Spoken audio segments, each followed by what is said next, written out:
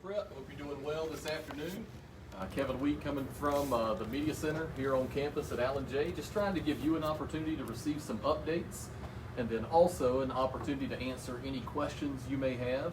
So we're giving people just a couple of additional moments to get logged in. If there's anybody that you want to remind, please feel free to send them a quick text and tell them to jump online and watch us live. We miss you guys, first and foremost. I hope you've had a great summer. Hope you've been safe. And we are excited about the reopening of school, but obviously it's going to look very different. And so that's what I want to share with you some today. And then also, again, just pause and answer some questions that you may have. Some of the information may be repetitive, especially if you're really dialed in and you watch the board meeting and perhaps you've been following some of the emails that I've sent out with FAQ documents and just updates about the reopening of school. But I did want to walk through it today because I know there's questions, I know it's confusing, and I will tell you that things are changing pretty quickly also. So we have talked with our staff about the importance of being flexible, but remaining focused on the task at hand, which is reopening school in some format or fashion and serving families and scholars at a really high level. So that's what we are focused on, and we're going to be flexible, we're going to work together, and we're going to be innovative. That's what our staff's been talking about. So let me just go through some of the quick updates. And if you have questions, if you'll hold them until a little bit later, and then you can put them in the thread. I've got a couple of staff members in the Media Center with me today. We're socially distanced, but they're going to help me by making sure that we can capture any of the comments that are recorded or the questions that are listed. So I appreciate their help today. Okay, so there has been a decision to open school with 9 weeks of remote learning. The Board of Education approved that nomination or that proposal by a vote of 6-3.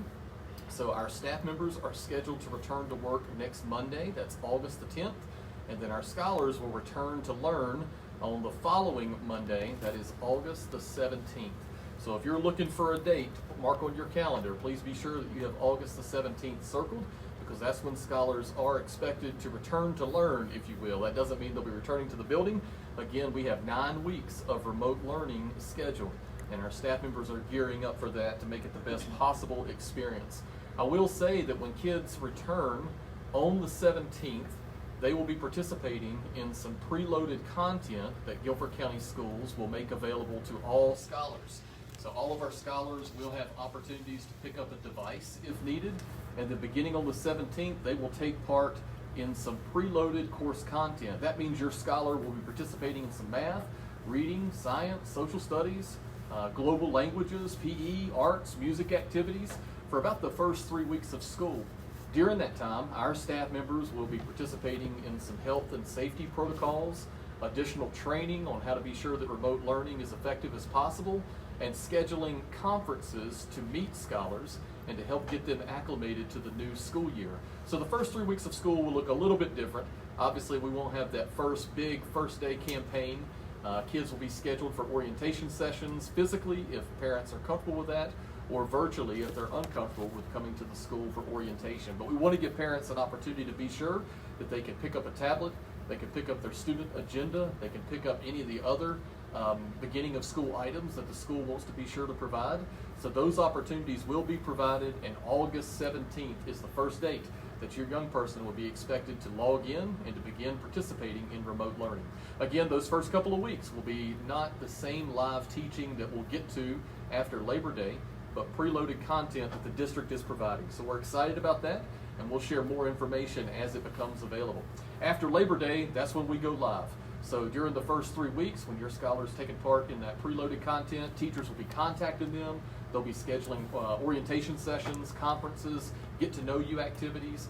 But beginning after Labor Day, instruction goes live. So that's when you can expect to see your scholar logging in, seeing their teacher on a live broadcast, whether it be through Zoom or Canvas or Microsoft Teams, taking part in specific activities related to the courses that they are assigned, submitting assignments, getting feedback and grades. Those things will all begin after Labor Day. So that leads me to my next kind of area of discussion of what will remote learning look like. You know, when schools closed back in March, we quickly adjusted our instructional plans and our delivery methods to try to make it as good as possible for the final 9 weeks of school. However, now that we have come through that spring and had a summer to prepare, we expect remote learning to be more dynamic and to be more serving to our scholars and families. So you can expect live instruction for your scholars in each of the courses that they are assigned. It doesn't mean that they'll participate in a live lesson every single day, but they will have live instruction. If your scholar cannot participate in the class live, they will be able to access that live recording and also take part by viewing the lesson. And then they can work through the modules that are provided. Those modules will be provided to be sure that scholars have an understanding of the content that's being shared and an opportunity also to demonstrate the mastery of that learning. So again, remote learning will look a little bit different. It'll be certainly more robust. We are asking all of our scholars to participate every single day, but it'll also be flexible in the sense that if your scholar can't take part in a 9 a.m. math class, they will be able to access that math recording later in the day. So some of the work will be self-paced, but we do want to keep scholars on a good schedule, and so we will be scheduling for them courses and activities that we ask them to participate in each and every day. You're going to see communication coming from your child's teacher directly to the scholar regarding the assignments that they are completing, and also communication to parents regarding grades. And again, grades will begin after Labor Day when instruction goes live. We'll be looking to use things such as, again, Microsoft Teams, Canvas conferences, even Zoom, to be sure that scholars have access to that live instruction as well. So remote learning will look a little different. We've had some confusion regarding the term remote learning and virtual learning. Those words can often be used interchangeably, but I want to try to draw a distinct difference between the two. So remote learning is what's going to happen at AJ Prep and every other school all across Guilford County Schools beginning August 17th until at least October 20th. We'll get to after October 20th in just a moment. That's remote learning. Those are our teachers, Allen J. Prep teachers, teaching our scholars that are enrolled in our classes. You don't have to do anything to take part in remote learning. In fact, your scholar has already been scheduled. They're scheduled for math, reading, science, social studies, and any other electives that they signed up for. They are currently scheduled for those courses, and they will be participating in remote learning for those courses during the first 9 weeks of school. Now, Guilford County Schools announced that they have begun a new school called the Virtual Academy. It has a more fancy name.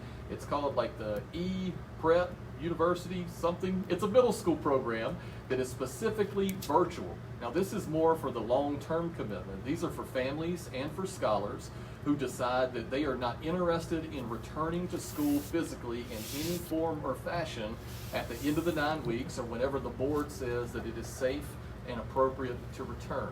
Now, if you want to participate in that, you would need to sign up for that. You need to apply, and there's a link that's been provided in my previous emails, and you can certainly get it by contacting the school or going on the district website.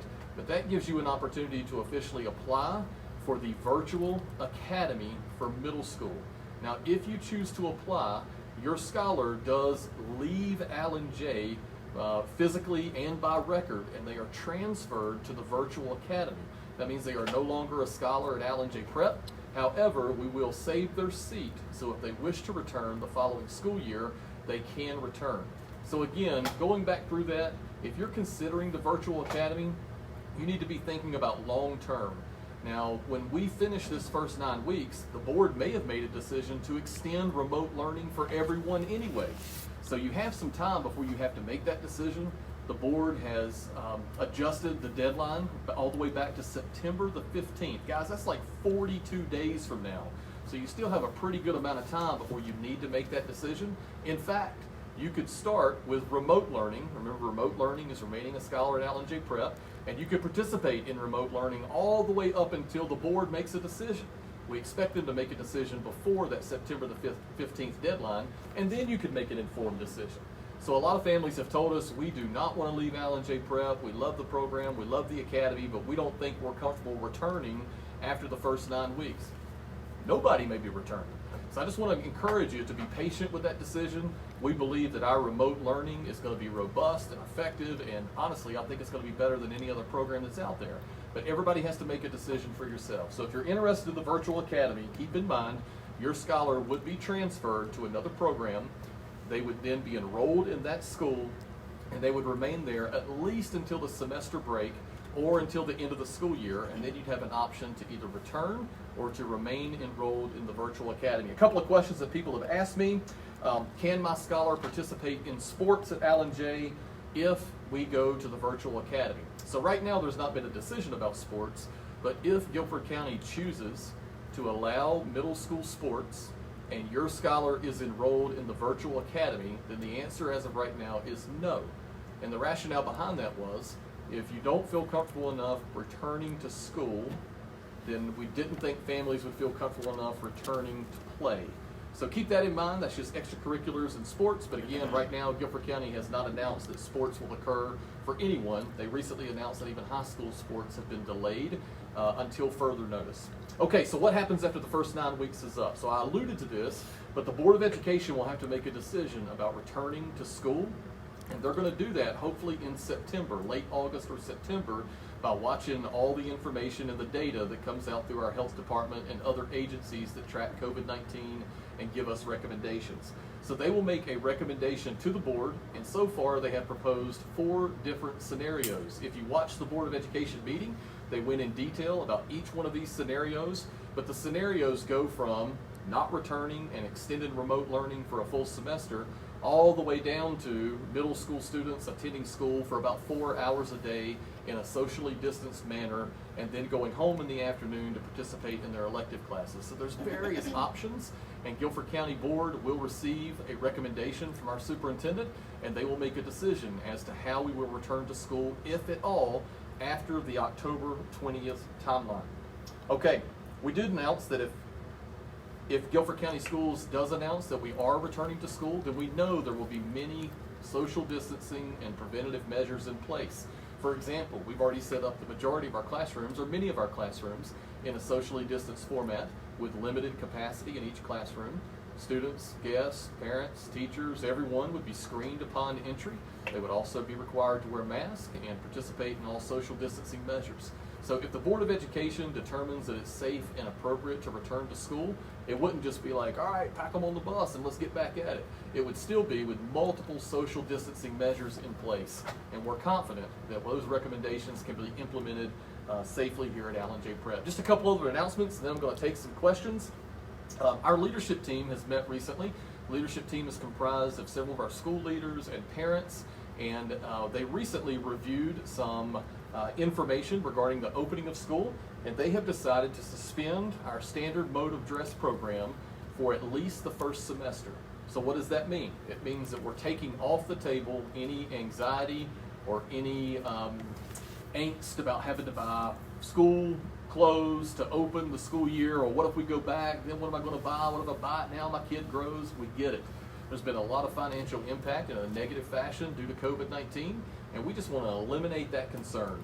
So we've just taken that off the table. So at least the first semester we have suspended our standard mode of dress program. We do believe in SMOD. We believe it provides structure and order and a very positive school culture. However, that's not the area of focus right now. Our area of focus is serving kids and families at a very high level, helping them to return to remote learning effectively, and then eventually back to face-to-face instruction without putting any undue stress on our families. So again, standard mode of dress has been suspended at least through the semester, and if Guilford County Schools announces that we are returning at some point later in the year, we'll give you an update on that program.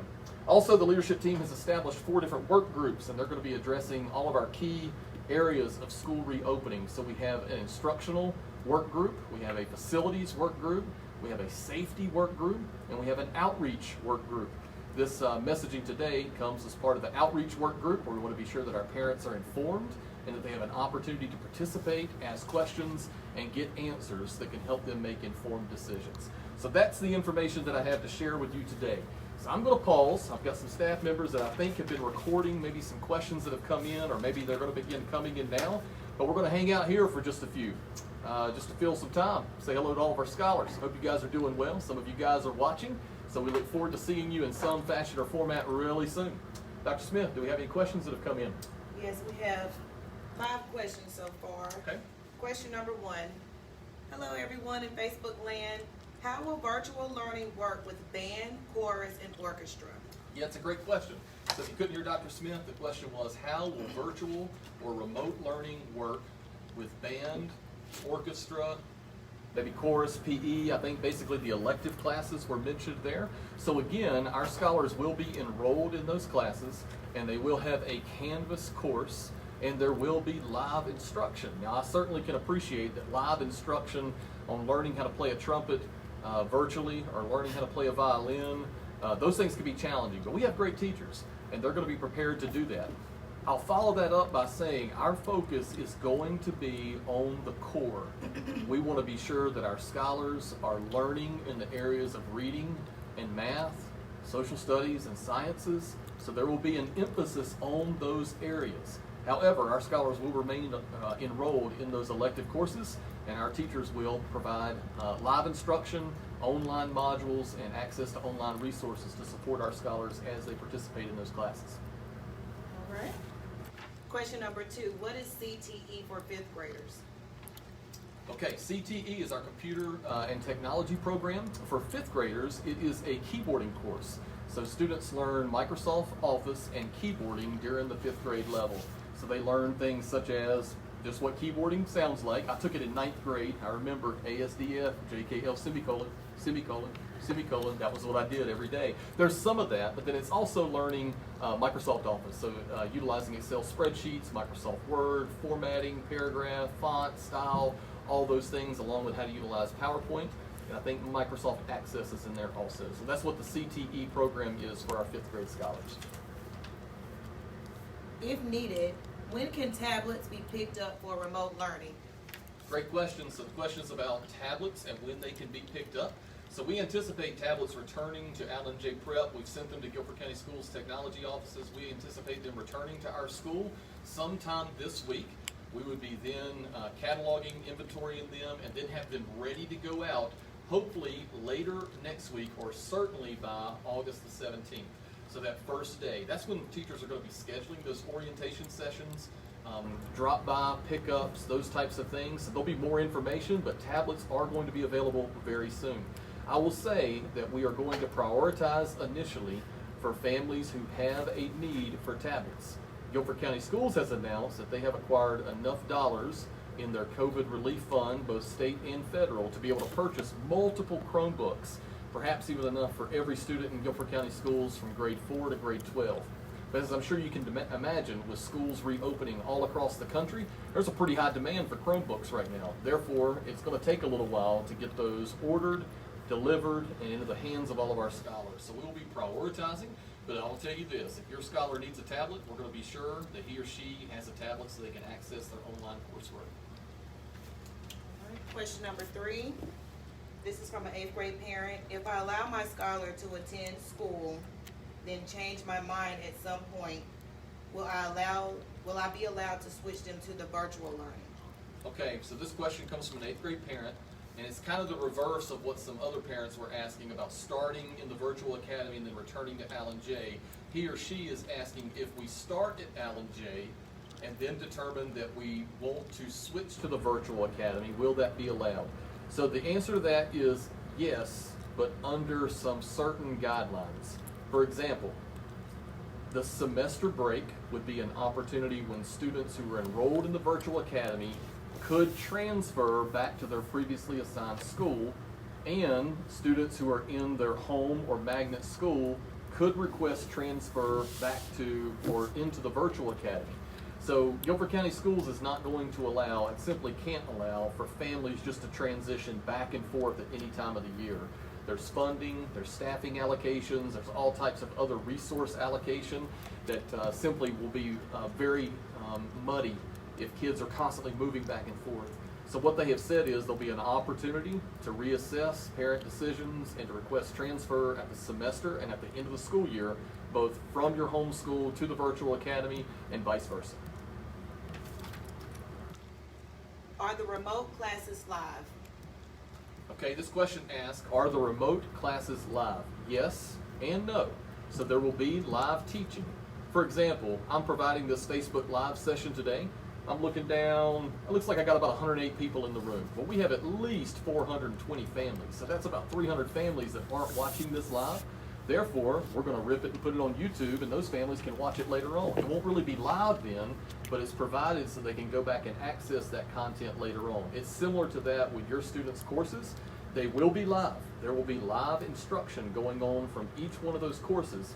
However, there will also be some modules that are posted. There will be some activities that students are working on independently throughout the week, and there will be some other assignments that students can manage on their own, making sure that they meet timelines and deadlines to get things turned in. But there will be a component of live instruction for all courses. Initially, it was stated that scholars can return in the same year if they apply to the virtual academy after the first semester. Can they return to AJP in January? Okay, this question is again about virtual academy and returning to Allen J.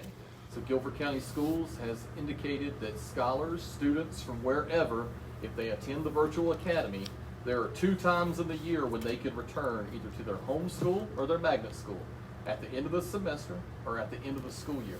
They can also choose to continue, but Guilford County Schools has announced that we will hold their seat for 1 year. So if you're a current 6th grader and you participate in virtual academy for an entire year, and then you want to come back next August as a 7th grader at Allen J Prep, your seat would be saved. If you choose to stay in the virtual academy to start that 7th grade year, your seat would be forfeited. So there's 2 times in the year you can return, at the semester and at the end of the school year. Will most of the curriculum be on the same learning platform so kids do not have to maneuver between different sites and screens? This parent is asking about the curriculum, the content, the instruction being on the same learning platform in multiple courses. So the answer to that question is yes, but there will be some teacher discretion and variance. For example, every course platform will be Canvas. So when your scholar logs in to NC Ed Cloud and selects Canvas, all of their courses will be there. Math, science, social studies, ELA, if they're in band, PE, chorus, CTE, Spanish, orchestra, that's the one. All those courses would be listed there, and teachers will be using that platform to deliver instruction. Now, some teachers are not ultra pleased with the Canvas conferences option, so then they may choose to use Microsoft Teams to hold a live session of instruction. They may also receive permission to use Zoom. So there's multiple platforms, there's multiple delivery mechanisms within the platform. So Canvas can be used and will be used, but scholars will also have access to some of the other resources, including some of the Google resources that Guilford County Schools has just acquired access to. So things like your kid may have had trouble getting on a YouTube link that a teacher provided, that's now going to be able for our kids to access, and multiple other Google instructional tools. How will orientation work for 5th graders and to get tablets? So this question is from a 5th grade parent. They're asking about orientation. Now this is really a really big deal for 5th graders. We typically have the best first day of school ever where we just kind of blow them away with the culture of Allen J Prep. We're still planning some of those events. We want scholars to have an opportunity to physically come, see, and be oriented to Allen J Prep, but we also understand and respect the fact that some families aren't ready for that and don't feel like the time is right for that. So there will be a physical option and a virtual option, but all families will have an opportunity to pick up tablets and to pick up beginning of the year items. Again, like the t-shirt that goes to every family, the tablet that's available, the student agenda, all the paperwork and things to help get our kids oriented to the new school year. Those things will all be available for pickup, and I promise you that it'll be a great student orientation. When, where, and how do new scholars log on August 17th to start learning? Yep, this question is about new scholars logging on August the 17th. So prior to that, you're going to receive a fact sheet and a step-by-step guide as to how to log on. Your young person already has a student ID number. They've had it as long as they've been in Guilford County Schools, and perhaps they even got it in another district. They're going to use that student ID number and a password that we're going to give them to log into NC Ed Cloud, and there's even going to be tutorials that go along with it. Our teachers are going to be sure that during those opening weeks of school, our scholars are comfortable logging in, navigating through Canvas and any of the other resources they use. So there will be an extensive orientation just from our blended learning department, which is our department that helps our kids understand the technology that's being provided. Will you be sending out a school supply list? School supplies. So similar to school uniforms, we're pausing on asking parents to buy anything significant right now. What we are asking you to provide, and this is not we Allen J, this is we Guilford County Schools, we are asking you to provide a space for your student to be able to learn. Now, in some houses that might be the dining room table. In some houses it might be in a scholar's bedroom. In some houses it may be in the living room, on the couch, but a time and a space. So the space is something I'm going to ask you to consider. The time is something that I'm asking you to commit to. We have to have our young people online during instruction so that we can be sure that we're not having a significant amount of learning loss during this time of remote learning. So not really sending you any school supply list, but I'm sure they're going to need some scratch paper, a couple of pencils, and maybe a calculator or two. All right. How do students apply for track and field? The question was about athletics. It was about track. So we hope to have track, but again, not until Guilford County Schools announces that athletics can't continue. Right now, there are no dates for athletics to resume, but when they do resume, scholars in 6th, 7th, and 8th grade will be able to participate. All right. The next three questions are about the bus, and I'm going to try to combine them. Transportation questions. What about social distancing on the bus? What about bus schedules? And how will students on the bus be screened for COVID-19? Okay, so these are all transportation questions. We're going to put them all into basically one question about tell me about transportation. So we're not transporting any student for the first 9 weeks. I think we all understand we're under remote learning. We're waiting for the board to make a decision about if and when we are physically returning to school. But when we do, there will be those social distancing guidelines and measures. The first point of contact is you, the parent.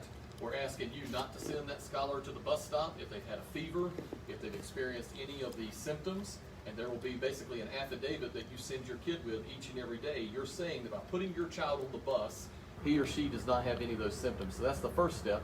The second step is bus drivers are trained in health and safety protocols. They will be screening students as they get on the bus, including temperature checks. All of our scholars will have masks as they're on the bus, and they will all be socially distanced. So a bus that can possibly hold somewhere between 45 and 50 elementary or middle school students will probably be carrying somewhere about 8 to 12 kids. So that's something that our transportation department is currently working on. But buses are going to be running all day, guys. They're going to be transporting kids all across the county to schools, elementary, middle, and high. But many of you may choose not to participate in bus transportation and may choose to carpool or bring your kids or whatever it might be. But again, the earliest that we could be dealing with that would be October the 23rd. And we have lots of time to develop those protocols and to share those things with parents between now and then. The next question is about staff availability. Will staff be available to answer questions during the first 3 weeks of online learning, like office hours? Okay. The questions about staff availability during the first 9 weeks, or excuse me, the first 3 weeks, like office hours. So the answer to that question is yes, they are going to be available. Our staff met actually today and discussed their availability to contact and have online chats with kids to be sure that they're being acclimated to the Canvas courses that are being provided by Guilford County Schools, to do check-ins, get to know you activities. Our staff is going to be available. So they've been off for summer break and they're returning on Monday, and they know and they're excited about getting back in touch with kids and returning to the work of helping our young people be successful. So there will be office hours, staff check-ins with students, and conferences with classes. How have teachers, or how will teachers be prepared for remote learning? Questions about teachers and their preparation. So they've been going through training this summer. They also have extensive training from the time that they come back next Monday all the way through Labor Day. They'll all be taking part in remote learning, instructional, professional development, health and safety protocols. So our teachers are going to be well trained. They're an eager group. They're excited about starting school once again, and they're pretty creative and innovative. So they're going to be well prepared to provide great live instruction and also online modules for students to work their way through. This is an interesting question. If we have applied for the virtual school, can our students still attend AJP until at least 9/15 in hopes more district decisions will be made? Okay, so the question talks about if we've applied to the virtual school, can we stay at Allen J Prep until September the 15th? The answer to that question is no. Like I said, the virtual academy is a totally different school. It's got a different principal, it's got different teachers, it's got different counselors, it's got a different school number, it's got different resources that are allocated to it. So if you're applying to the virtual school, you are applying for a transfer. and you can't be here at Allen J and enrolled at another school. So once you apply and accept the virtual school, you are transferred from Allen J into the virtual academy, and therefore all of your activities, instruction, resources, support would all come from the virtual academy staff. All right, I'm gonna combine the next two questions. How or when will we see our scholars schedule, including encores? So it's a couple of questions about scheduling. Yeah, so schedules have been completed. We're making a couple of just fine-tuning adjustments based on numbers, and as our population shifts, we're making some adjustments there as well. But schedules will be mailed. We expect to have those ready to go next week to get them into the hands of families well before the first day of school. So be on the lookout for that. And you know that every Monday afternoon you're going to get communication from me, and so you're going to get information about exactly when those schedules hit the mail and when to expect them. I would say next week. What are the key changes or differences returning parents, scholars will see this year versus last year? And I don't know if that's specifically within remote learning. Yeah, so I think the question is about remote learning and the changes between last spring and moving forward this fall. So as I mentioned earlier in our broadcast, we shut down school on a Saturday. We had 5 days to plan to get remote learning up and going, and then we implemented it the following week. So I think you're going to see some significant changes. First, staff being better trained. Also, students being required to participate. There was lots of discussion last year about students. Do I have to do this? Is this a grade? Am I required to? Well, the answer to all that stuff this year is yes, yes, and yes. We're returning to school. Students need to participate on a daily basis. Assignments will be required. They'll be graded, all those things. Attendance is even going to be a required measure according to Department of Public Instruction. So there's one significant difference. I think secondly, we're cleaning up some of the tools and resources that we're providing to our kids. Whereas last spring, it was kind of like a grab and go. We were looking for every possible solution and putting those in front of students. So we're streamlining that. You're going to notice that every Canvas class looks very, very similar. So Guilford County Schools is creating Canvas shells, if you will. So when you check into science class, it's going to look almost identical to math class, where the assignments are posted, the modules, the announcements, the live instruction, so that your scholar is not having to adjust between 7 different format deliveries, if you will. So I think a lot of things are going to be different. But also, man, our foot is going to be on the gas. We've lost a lot of time, and we want to try to recover that as best as possible. We want to make sure that our kids are learning at a very high level, and so we're going to make the best of this remote learning opportunity during the first 9 weeks. What happens with morning rally? Will it go virtual or be skipped entirely? Yeah, they're asking a question about Rally. So Rally is certainly a significant part of our program. Every morning from 7:55 to 8:25, that's what we do. That's where we learn our leadership lessons. That's where we collaborate. That's where we compete. Many of those things just simply are not possible because of all the measures that will be in place, both during remote learning and when we return. But if you remember during the spring, hopefully you dialed in, or if you're a rising 5th grade parent, you may be unaware, we continued those weekly leadership themes, those lessons, those activities, those opportunities for our scholars to respond. And so although Rally can't physically happen, at least under the current guidelines, the leadership lessons and the leadership theme of Allen J Prep will certainly continue. We're committed to that. Right. I have about maybe 5 more brand new questions. Okay. My son is asthmatic. What are the plans on making sure he is safe when returning into the facility? He's a new 5th grader. Yep, rising 5th grader, parent indicates the scholar is asthmatic. What are the measures being put into place? So first, all facilities are being cleaned thoroughly. Secondly, we're screening everyone that comes in the building to assure as best we can that no one comes in that may be positive for COVID-19. Third, socially distant measures are in place where you might have a classroom where you used to have kids kind of all over each other, if you will. Now they're never closer than 6 feet. All of our kids are going to have masks. So the measures are not necessarily different for an asthmatic kid as a non-asthmatic kid. However, those measures are significant and they're in place all throughout the academy. So if and when Guilford County Schools chooses to let scholars return, all those measures will be in place. Masks, screening, affidavits saying from the parent that the kid is healthy, consistent wipe down and sanitation of all desks and surfaces that are shared, including tablets, plexiglass in the front of our reception area to be sure that there's no transmission of anything to or from. So all those measures are being put into place. Will kids with an IEP receive any extra instruction or meet separately from their core teachers? Questions about students who have an IEP, who have an individualized educational plan. So those scholars will be assigned to an exceptional children's teacher that will be also assigned in that classroom. So the services that they receive during face-to-face instruction, they'll also receive during remote learning.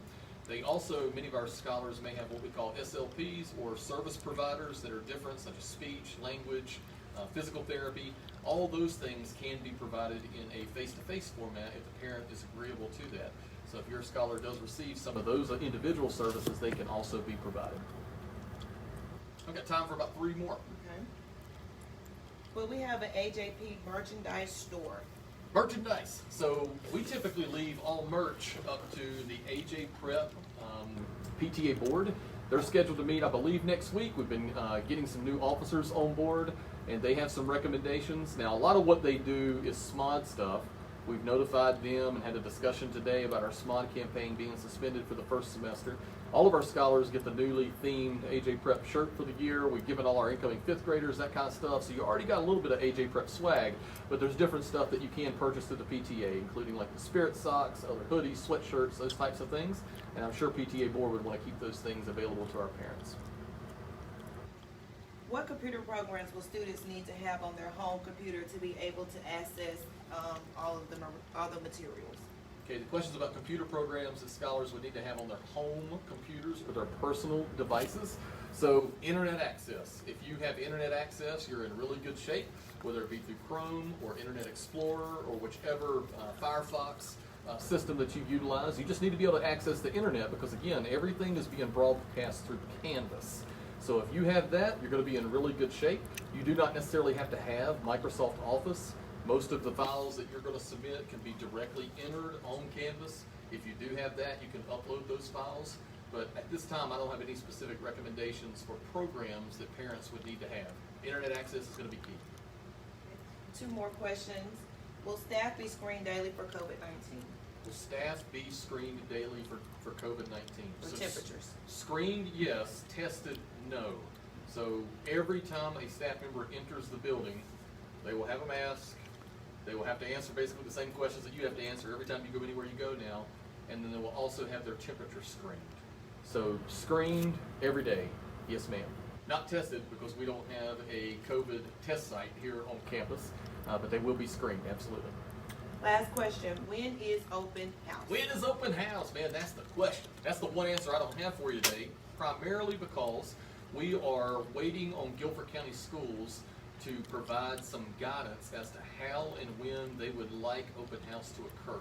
If you're a family member out there that has more than one kid in more than one school, the last thing you want is for open house to be scheduled in conflict. And so Guilford County Schools is trying to standardize right now when our elementary schools will hold open house, when our middle schools will hold open house, and when our high schools will hold open house. In previous years, it didn't matter. We were on the extended school year calendar, so we just held it in open school. Everybody else cranked up about 2 weeks later. But as you know, we're on the same calendar as everyone else in Guilford County for this upcoming year. I appreciate everybody's questions. So we're going to post this on our YouTube page, and we'll send out a link so that you can share it or you can encourage others to watch it. We're also going to continue with the updates. So if you put some more questions in the thread that have not been answered, I'll be happy to address those things in the next email communication that goes out. But I want to be sure that parents are informed. We're here, we're ready to get rolling, we're excited about having scholars enrolled and engaged in classroom instruction once again. And so we want to be sure to answer all your questions and address any confusion that may be out there. So thank you for giving us some time today. Thank you for asking great questions. And as always, thank you for your support of Allen J. Prep Academy. Have a great Monday evening and a great rest of the week. Thank you, guys.